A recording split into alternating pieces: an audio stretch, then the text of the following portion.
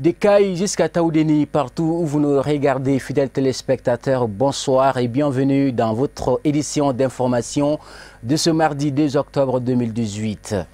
Conformément aux dispositions de la Constitution, le premier lundi du mois d'octobre est consacré à la rentrée parlementaire communément appelée session budgétaire. Cette session est l'occasion pour les députés d'examiner le budget de l'État de l'exercice à venir et le renouvellement du bureau de l'Assemblée nationale. Reportage Amadou Kamara et Ibrahim Koulibaly. La présente session ordinaire s'ouvre dans un contexte international et national en pleine mutation, charriant par la même occasion son lot d'interrogations et d'incertitudes, mais aussi son flot d'opportunités et d'espoir, a indiqué le président de l'Assemblée nationale. La session qui vient de s'ouvrir tout de suite est appelée communément session budgétaire, parce que c'est la période à laquelle on examine le projet de loi des finances de l'État, le budget d'État. Cette année, nous sommes à jour parce que le gouvernement a adopté en Conseil des ministres la loi des finances 2019. Il appartenait au ministre de l'économie et des finances, avec l'autorisation du Premier ministre, de saisir l'Assemblée nationale et de demander au Parlement d'examiner le budget d'État afin de pouvoir donner son autorisation pour son exécution en 2019. La procédure a été respectée. Mais les difficultés qu'on risque de rencontrer cette année est que c'est la dernière année de la législature, de la 5e législature. Et en la matière, le mandat des députés constitutionnellement doit prendre fin le 31 décembre 2018 à 0 heure. Et demander aux députés de revenir, d'être assidus, de venir examiner cette loi de finances en commission pour pouvoir présenter un rapport avant la date limite, parce que là on a 75 jours devant nous pour plancher sur le budget et l'adopter au plus tard le 31 décembre. Là c'est la date butoir. Durant 90 jours, les députés examineront des projets et des propositions de loi du gouvernement et plusieurs questions orales et écrites sont également inscrites à l'ordre du jour de cette session parlementaire. Le président a en outre fait le point des activités menées au cours de l'intercession par la représentation nationale. J'ai écouté avec beaucoup d'attention les discours du président. J'ai regretté vraiment qu'il n'ait pas fait cas de la chose la plus grave qui se passe en ce moment dans notre pays. C'est la crise intercommunautaire, en particulier dans la zone du centre. Et aussi, tous les morts que nous avons connus ces 2-3 jours, je pense qu'honnêtement, ça méritait une minute de silence. Ceci dit, le travail parlementaire reprend et je suis député, je reprends ma place. Oui, je crois que c'est ce que j'ai dit. Je crois qu'il manque des choses essentielles. Aujourd'hui, la crise est très importante. La crise post-électorale, elle est réelle. Le président il parle comme si tout va très bien, que tout est transparent. Et quand on a vu des milliers de gens dans la rue, je crois qu'on ne peut pas faire face, on ne peut pas faire fi de tout cela pour des commodités de discours. Je crois que l'Assemblée nationale, c'est le creuset de la société. C'est là où tous les problèmes doivent être posés sans parti pris. Un discours vraiment qui appelle tous les Maliens vraiment à l'unité, à l'union des forces. Et il a brossé le panorama du Mali et a tendu la main à tous les Maliens pour que ensemble on travaille pour non seulement redorer le blason du Mali, mais travailler également à ce que le développement soit véritable dans notre pays. Rappelons que cette session du mois d'octobre, ou session budgétaire, compte un important agenda législatif consistant en examen et le vote des nombres importants de projets de loi. Cette mandature, qui tire vers sa fin, a vu le vote et l'adoption de 334 lois, 4 déclarations de politique générale, des motions de censure contre le gouvernement et des interpellations du gouvernement. Nous poursuivons toujours le cours de ce journal. Le ministre de l'Emploi, de la Jeunesse et de la Construction citoyenne a effectué une visite de prise de contact à l'Assemblée permanente de la Chambre des métiers du Mali. M. Amadou Koïta et sa délégation ont profité de l'occasion pour regarder les chantiers en construction des artisans. C'était le lundi 1er octobre 2018 dans les locaux de l'APCM en présence de plusieurs membres de la Chambre des métiers. Reportage Mamadou Ben Chérif Soumano et Baba Keïta. Cette visite du ministre s'inscrit dans le cadre d'une prise de contact avec les artisans. Les pratiquants des métiers manuels ont profité de l'occasion pour évoquer leurs préoccupations qui sont entre autres le financement, la formation, le foncier et fiscalité. Mes impressions sont trop bonnes parce que c'est un ministre jeune, dynamique et nous espérons qu'il va amener l'information à qui des droits. Il nous a promis d'apporter l'information aux plus hautes autorités, à savoir le président de la République, le Premier ministre et notre ministre Nina Wallet Intalo. Donc nous espérons dans les prochains jours qu'ils verront comment finir d'avoir le chantier et surtout équiper pour donner de l'emploi aux jeunes. Vous savez, c'est un chantier qui est prévu pour la coupe des tenues militaires, des tenues des sociétés minières, des tenues scolaires. Donc, si on fait la coupe, on fait le dispatching entre les tailleurs. Donc les tailleurs deviendront des monteurs. Généralement, les tailleurs, il y a différents noms. Il y a des monteurs, il y a tout, ainsi de suite. Donc, c'est prévu pour ça. Il y a un autre lieu prévu pour le diagnostic. En donnant de la valeur à ces centres, ça va créer beaucoup d'emplois. Donc, nous espérons que cela sera ajouté dans les priorités du pays. Nous espérons beaucoup.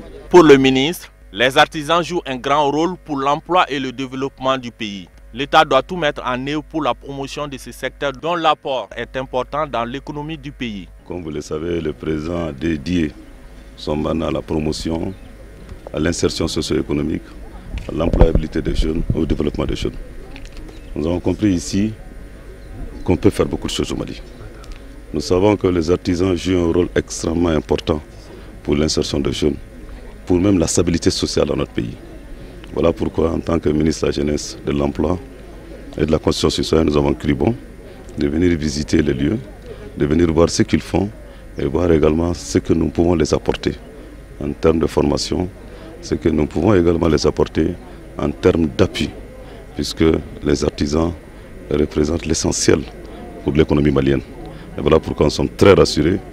Je remercie le président de l'Assemblée permanente des chambres du métier qui a bien voulu que nous effectuions ce déplacement. Nous pouvons les rassurer qu'au nom du président de la République, son Excellence Ibrahim Boubacar Keïta, et à travers les instructions de son Excellence Soumaïla Boubèye Maïga, Premier ministre, et avec ma collègue ministre de l'Artisanat et du Tourisme, puisque les questions d'emploi, les questions d'insertion des jeunes sont des questions transversales. Nous allons travailler main dans la main pour faire en sorte que la PCM puisse être aussi la force motrice, sinon la mine dont je parle de création d'emplois. Pour l'occasion, les artisans se disent satisfaits de cette prise de contact du ministre et son équipe, car ils y voient une bonne volonté de la part des dirigeants à aider les secteurs de l'artisanat national. Autre sujet d'actualité, journée mondiale de l'architecture. Le président de l'Ordre des architectes du Mali a animé une conférence de presse ce lundi 1er octobre. L'occasion était bonne pour aborder les difficultés auxquelles sont confrontés les architectes du Mali. Marietou Diallo, Draman Mali. Initiée par l'Union internationale des architectes en 1985, la Journée mondiale de l'architecture est traditionnellement célébrée chaque premier lundi du mois d'octobre. Ce lundi 1er octobre, les architectes du Mali ne sont pas restés en marge des festivités commémoratives à travers une conférence de presse pour informer l'opinion nationale et internationale sur la santé du métier dans notre pays. Aujourd'hui, la profession d'architecture se porte bien parce que la famille est en train de s'agrandir. Mais il faut noter que les défis sont énormes. Les défis sont énormes. Nul n'est sans savoir aujourd'hui que l'environnement est en train de se dégrader. Nul n'est sans savoir aussi que le budget des uns et des autres n'est pas aussi que ça. Donc l'architecte a la lourde charge, l'architecte qui est au service de sa société a la lourde charge de concilier ces deux facteurs qui sont très prédominants dans sa mission. Donc, vous comprenez par là que la profession se porte bien parce qu'elle devient de plus en plus réglementée par des nouveaux aspects, des nouveaux textes, mais que la tâche devient encore plus grande pour les architectes. Cependant, le secteur est confronté à une multitude de difficultés. Les difficultés sont de 2 à 3 ordres. Il y a des difficultés qui sont d'ordre endémique, des difficultés qui sont de nous-mêmes, nous architectes. Ça, c'est les signatures de complaisance que beaucoup de confrères s'adonnent. Le 14e conseil dont je préside, nous allons être vraiment intolérants par rapport à ça. En dehors de ces signatures de complaisance, nous avons l'usurpation de notre titre. Vous savez, beaucoup de bâtiments sont en train de pousser à Bamako, mais malheureusement, il n'y a pas un architecte derrière. Il n'y a pas un architecte derrière. Et aussi, le troisième aspect par rapport aux difficultés, c'est d'ordre vraiment administratif. Aujourd'hui, il y a une grande lourdeur par rapport au permis de construire. Ça démotive beaucoup de nos partenaires. Mais aussi, nous avons des textes qui doivent réglementer davantage cette profession qui traîne aujourd'hui au niveau de l'administration. Mais nous avons eu l'assurance de notre nouveau ministre qui nous a assuré de toute sa disponibilité pour nous accompagner afin que ces textes-là soient vraiment finalement adoptés au niveau de l'Assemblée nationale. Pour rappel, l'architecture est l'art majeur de concevoir des espaces et de bâtir des édifices en respectant des règles de construction empiriques ou scientifiques, ainsi que des concepts esthétiques classiques ou nouveaux, en y incluant les aspects sociaux et environnementaux liés à la fonction de l'édifice et à son intégration dans son environnement.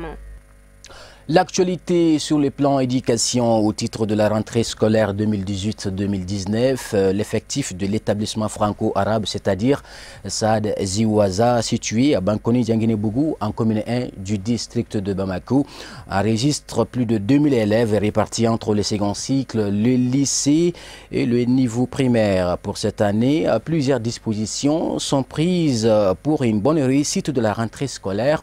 Le Médersa Saad Ziwaza a été créé en 1990 sur l'initiative du guide spirituel des Ansars, Asseïd Sherif Ousmane Madan Haïdara. Reportage Fatoumata Yayakani, Abdoulaye Sougoudou. Bon, par la grâce d'Allah subhanahu wa ta'ala, on lui remercie Gar parce que c'est lui qui nous a montré cette année, par sa grâce et dans toute bonté et santé. Donc nous lui remercions avant tout et nous faisons la paix et le salut sur le prophète Mohammed sallallahu alayhi wa sallam. Et ainsi que nous remercions vraiment notre guide spirituel, Asseïd Sherif Ousmane Madan Haïdara. Bon, pour cette année, l'organisation tient vraiment très bien. Nous avons commencé avec une très bonne organisation. Commencement aux élèves. Les élèves sont sortis vraiment nombreux. Premièrement, au commencement au premier cycle jusqu'au deuxième cycle, jusqu'au terminal, les élèves sont venus nombreux. Comme d'habitude pendant toute année. Les parents d'élèves qui nous amènent des nouveaux élèves aussi sont sortis nombreux cette année. Et les enseignants, pareil, ils sont aussi sortis vraiment comme d'habitude. Et à partir du lundi, à la première heure 8h, nous avons commencé le travail comme d'habitude. Les anciens élèves avec les nouveaux sont venus vraiment nombreux. Et ça qu'il s'agit de la direction. La direction aussi sont vraiment dans leur travail depuis le commencement aux inscriptions, comme on appelle les directeurs des études et ainsi que les collaborateurs et les gens qui travaillent avec eux. Tout le monde sont sortis, ils ont commencé le travail dans une parfaite harmonie. Bon, pour les mesures d'hygiène, par la grâce d'Allah, nous avons mis un comité en place. La direction a mis une commission en place, un comité de surveille qui surveille vraiment les vendeuses et vendeurs des repas, les repas que les élèves utilisent pendant la récréation, pour un suivi correct à partir du première heure jusqu'à la récréation, pour améliorer vraiment le côté d'hygiène de ces nourritures-là. Donc on a un comité spécialement qui a été mis en place pour ça. Donc on peut dire que là, on n'a rien à craindre parce que pendant toute année, chaque année, c'est pareil. Donc un comité de suivi est là pour suivre vraiment ces côtés-là. Donc on peut dire qu'on est vraiment prêt sur tous ces côtés par la grâce d'Allah. Oui. Bon, l'appel que nous avons à lancer aux parents d'élèves, avec les élèves, c'est un appel solennel pour dire aux parents de vraiment surveiller les enfants de près. Parce qu'il y a de ces parents qui amènent les enfants à l'école pendant l'ouverture de l'établissement simplement et l'ouverture de l'école simplement. Après ça, on ne voit pas les parents quotidiennement. Alors que, vous le savez, avec l'éducation actuelle que nous avons dans notre pays, c'est très intéressant que les parents suivent leurs enfants de près.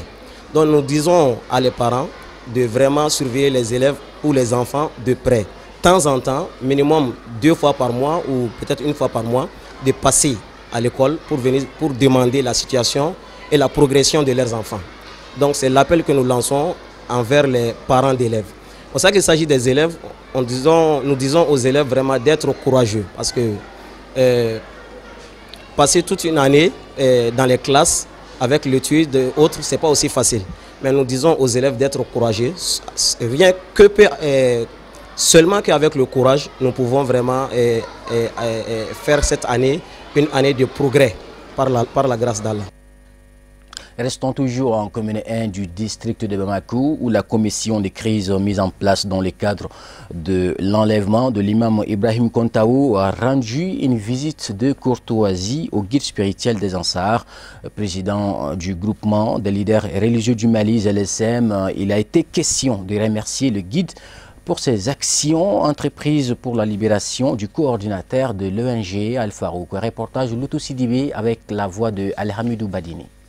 Le mardi 4 septembre, l'imam Ibrahim Kontaou, coordinateur général de l'ONG Al-Farouk, est enlevé par des ravisseurs. Face à cette situation déplorable, le groupement des leaders spirituels du Mali avait initié le dimanche 16 septembre dernier une lecture de Saint-Coran sous l'égide de son président, Asseid Sherif Ousmane Madani Aïdara, avec pour seul objectif d'implorer le bon Dieu pour que soit retrouvé sain et sauf ce philanthrope qui œuvre tant pour la promotion de l'islam. Ces supplications de nos leaders religieux ne resteront pas vaines. Conjuguées avec les efforts de recherche des éléments de la sécurité, l'imam Ibrahim Kontaou est retrouvé 3 jours plus tard, précisément le mercredi 19 septembre, dans une villa assise à Sotouba, en commune 1 du district de Bamako. C'est pour saluer ces efforts du GLSM en général et en particulier les actions du guide spirituel que ces responsables de l'ONG Al-Farouk effectuent cette visite de remerciement et de gratitude. Une visite qui témoigne de la solidarité et de la fraternité islamique. Dans ce même élan de solidarité fraternelle, le guide spirituel des Ansars avait offert à la famille de l'imam Ibrahim Kontaou une somme généreuse afin de témoigner de sa sympathie à l'endroit de celle-ci. Pour refermer ce journal, suivons le reste de l'actualité sur la scène internationale. En bref et en images, brossé par Ahmadou Jara. C'est dans le stade historique du 28 septembre que les festivités commémoratives du 60e anniversaire de l'indépendance de la Guinée sont célébrées ce mardi 2 octobre. Les amis Sassoum Guessou, Ibrahim Boubacar Keïta, Idriss Déby et Christian Kaboré ont été les premiers à fouler le sol guinéen. Les autres, Macky Sall, Ould Abdel Aziz et Ali Bongo, ont pu également s'y rendre dans la matinée. À l'occasion de cet anniversaire, le président guinéen Alpha Condé s'est adressé à ses compatriotes. Une grosse parade et des démonstrations des artistes guinéens ont suivi dans l'enceinte de ce stade aux couleurs nationales. Des portraits de pères fondateurs de la défunte Organisation de l'Unité Africaine OUA et des banderoles à la gloire des artisans de l'indépendance du père étaient également visibles. À la reprise du procès de Laurent Gbagbo et de son ex-ministre Charles Blé Goudé devant la Cour pénale internationale CPI, le 1er octobre, l'accusation a estimé que le procès devait aller à son terme et que les preuves contre les deux hommes existaient bel et bien.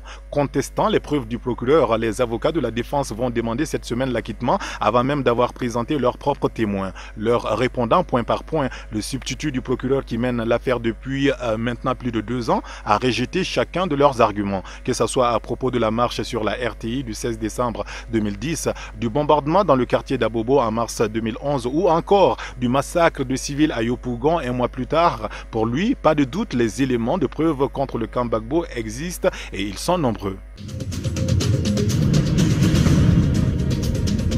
La situation sécuritaire au Nigeria en proie aux attaques du groupe djihadiste Boko Haram a connu une amélioration régulière et le gouvernement reste déterminé à mettre un terme à la crise, a affirmé lundi à Abuja le président Muhammadu Buhari. Le 1er octobre, jour férié dans le pays, le Nigeria commémore son accession à l'indépendance de la Grande-Bretagne en 1960. C'est traditionnellement l'occasion pour le chef de l'État de faire le bilan de son action dans un discours à la nation.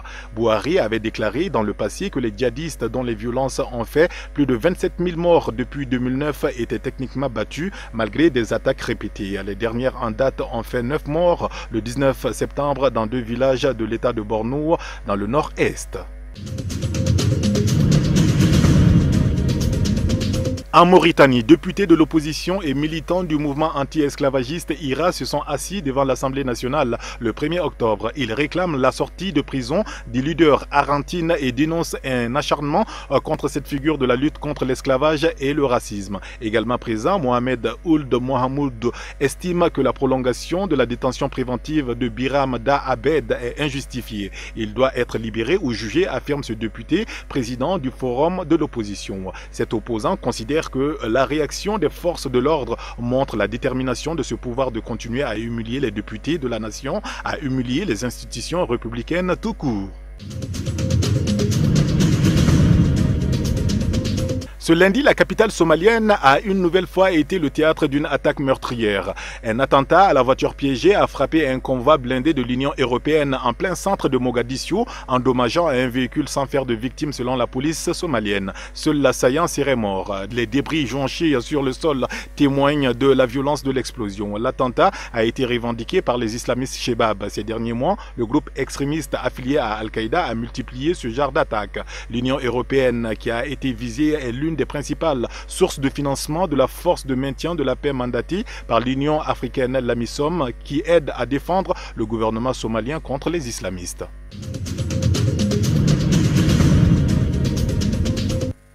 Bien, ainsi se termine votre journal de ce mardi 2 octobre 2018. Merci à vous de l'avoir suivi. Portez-vous très bien. Dans juste 2 heures de temps, vous retrouverez Kafouné Batili pour le journal en langue nationale Bamarankan. Quant à moi, je vous retrouve la prochaine fois.